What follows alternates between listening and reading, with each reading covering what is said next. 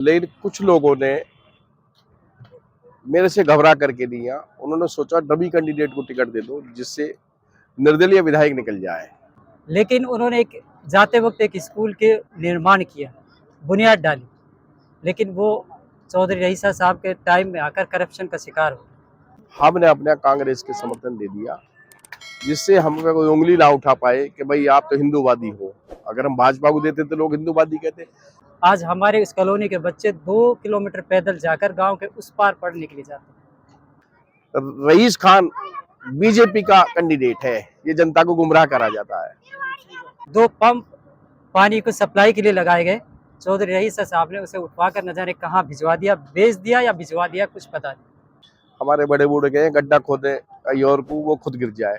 उसने गड्ढा खोदा मेरे लिए, वो खुद गिर गया। हमारे यहाँ पर 11,000 वोट की लाइन गांव के अंदर नंगे तारों से बिछी हुई है, जो उसके दामाद की जो है दादागिरी की वजह से है, जो आज वो बदलने के लिए लाखों रुपया हमसे मांगता है। भाई मोदी जी भी आ रहे हैं, हुड्डा जी भी आ रहा है, सभी आ रहे हैं अपनी अपनी पार्टियों की सपोर्ट करने के लिए। तो इसमें तो कोई बात ही नहीं है, ये तो बेकार की बात है, जनता को गुमराह करने की बात है। इस गांव में बहुत कम वोट उनकी हुआ करती थी, लेकिन अल्लाह का शुक्र है कि लोग खुद ब खुद उनसे जुड़ते हुए जा रहे हैं। निर्दलीय विधायक तो बेचारा अपनी जमानत बढ़ाने के चक्कर में कि मेरी जमानत बच जाए, उसकी जमानत नहीं बच रही। लेकिन हम हिंदूवादी नहीं, हम 36 बिरादरी के चुने हुए हैं, तो हमने अपना समर्थन कांग्रेस को दे दिया। आप गांव-गांव जा रहे हैं, कांग्रेस पार्टी के लिए वोट की अपील कर रहे हैं, लोगों को जोड़ रहे हैं, तो कैसा माहौल दिख रहा है? देखो जी, बहुत अच्छा माहौल दिख रहा है, जनता में बड़ा उत्साह है, बड़ा प्यार है। और खास तौर पर तो बाबा का नाम लग गया जी, इलियास मोहम्मद हटा के बाबा कहने लगे लोग। रही टिकट की बात, मैं टिकट की दौड़ में था, लेकिन कुछ लोगों ने मेरे से घबरा करके दिया। उन्होंने सोचा डमी कैंडिडेट को टिकट दे दो जिससे निर्दलीय विधायक निकल जाए। उनकी जो सोच थी, हमारे बड़े बूढ़े गए गड्ढा खोदे कहीं और को, वो खुद गिर जाए। उसने गड्ढा खोदा मेरे लिए, वो खुद गिर गया। इसमें तो हमारा एक ही नारा था अपना, 36 बिरादरी। हम लोगों ने, हमारे वर्करों ने, हमारे आदमियों ने, सबने मीटिंग करके भाई सोचा भाई क्या करना चाहिए। उन्होंने एक ही बात कही थी, जब हमारा 36 बिरादरी का नारा था, 36 बिरादरी का नारा है, तो हमें कांग्रेस को समर्थन देना चाहिए। हमने अपने कांग्रेस के समर्थन दे दिया जिससे हम पे कोई उंगली ना उठा पाए कि भाई आप तो हिंदूवादी हो।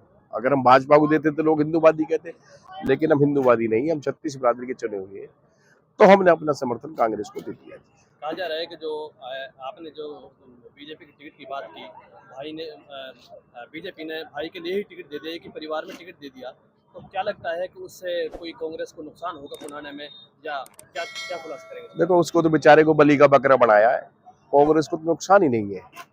आज की तारीख में इलियास मोहम्मद 1 लाख पार वोट ले रहा है।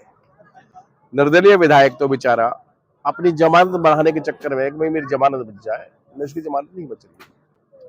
वो तो मार्जिन के चक्कर में लग रहा है कि मार्जिन बढ़ जाए थोड़ा बहुत, पैसे भी दे रहा है, जनता गुमराह भी कर रहा है। बाकी जनता सब जानती है, ऐसा नहीं है। जो आदमी राज्य मंत्री पावर में रहा, जब उसने कुछ नहीं करा, तब क्या करेगा वो। कल निर्दलीय प्रत्याशी रईस खान ने मंच से एक ऐलान किया था, कांग्रेस के प्रत्याशी कभी हुड्डा को बुला रहे, कभी दीपेंद्र हुड्डा को बुला रहे, कभी इमरान प्रतापगढ़ी को बुला रहे। उन्होंने कहा कि यहाँ तो अब सिर्फ चलेगी तो बल्ला की चलेगी, तो क्या कहेंगे इस बारे में? देखो भैया, कांग्रेस और बीजेपी दो हमारे देश में इंटरनेशनल पार्टी है।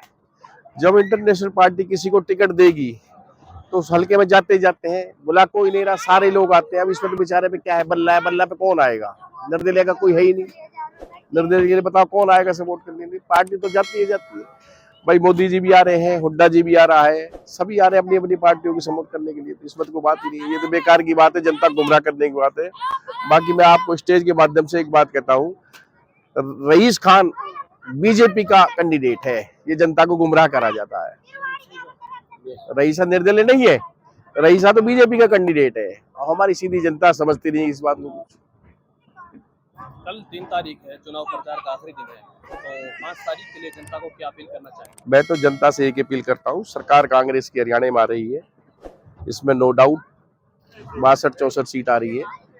कांग्रेस के प्रत्याशी को जिताओ, निर्दलीय को जिताने से कोई फायदा नहीं है। मेरे तो एक अपील है, कांग्रेस प्रत्याशी को जिताओ, निर्दलीय जिताने को मत। निर्दलीय जिताने तो गुमराह कर रहा है कि मैं वही खट्टर की गोदी में चला जाऊंगा। अगर तू जाएगा तो खट्टर की गोदी में, जब तक तेरे को जाने देंगे हम। कांग्रेस को वोट दो, कांग्रेस की छवि है, कांग्रेस 60-62 सीट ला रही है और तीनों विधायक हमारे कांग्रेस के बनते हैं। देखिए, हम ज़ाती तौर पर यहाँ पर मंत्री साहब को समर्थन नहीं कर रहे, चूँकि कांग्रेस पार्टी एक बहुत बड़ी पार्टी है जो देश को काफ़ी दिनों से चला रही थी।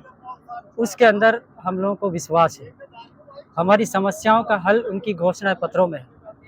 हमारे गांव में अगर आप ज़ाती तौर पर अगर अपने गांव की हम बात करें तो आप से 10 कदम या 2-3 किला उधर आप देखेंगे तो एक कॉलोनी बसाई गई थी जो हुड्डा साहब ने 200 प्लॉट हमारे गांव को गरीब लोगों के लिए दी।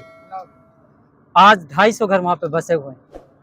एक हॉस्पिटल दिया, हॉस्पिटल भी बना हुआ, लेकिन उन्होंने एक जाते वक्त एक स्कूल के निर्माण किया, बुनियाद डाली, लेकिन वो चौधरी रईसा साहब के टाइम में आकर करप्शन का शिकार हो। आज हमारे इस कॉलोनी के बच्चे 2 किलोमीटर पैदल जाकर गांव के उस पार पढ़ने के लिए जाते हैं। और कुछ दूसरी अगर सुविधाओं की बात करें तो जो हमारे लिए हॉस्पिटल कांग्रेस सरकार में मिला था, उस हॉस्पिटल की सिर्फ बुनियाद रह गई, स्टाफ है ही नहीं। 2 पंप पानी को सप्लाई के लिए लगाए गए, चौधरी रईसा साहब ने उसे उठवा कर न जाने कहाँ भिजवा दिया, बेच दिया या भिजवा दिया, कुछ पता नहीं। हमारे यहाँ पर 11,000 वोट की लाइन गांव के अंदर नंगे तारों से बिछी हुई है, जो उसके दामाद की जो है दादागिरी की वजह से है, जो आज वो बदलने के लिए लाखों रुपए हमसे मांगता है। तो ऐसी बहुत सारी सुविधाएं थी, समस्याएं थी, जिसको हम लोगों ने इनके सामने रखने की कोशिश की, लेकिन उन्होंने उनकी तरफ से कोई आश्वासन नहीं आया। तो हमने चौधरी साहब के सामने ये सब बातें अपनी बताई। उन्होंने आने वाले चंद महीनों में उनको सही करने के लिए हमें आश्वासन दिया और फिर से हम लोगों का उन पर दोबारा से विश्वास जागा। इस गांव में बहुत कम वोट उनकी हुआ करती थी, लेकिन अल्लाह का शुक्र है कि लोग खुद ब खुद उनसे जुड़ते हुए जा रहे हैं। उसने खुद ने कोई ज़ाती मेहनत नहीं की यहाँ पर, लेकिन बिना देखे हुए लोग उनको वोट कर रहे हैं और तकरीबन वो यहाँ से सबसे ज़्यादा कैंडिडेट्स से वोट लेकर जाएंगे।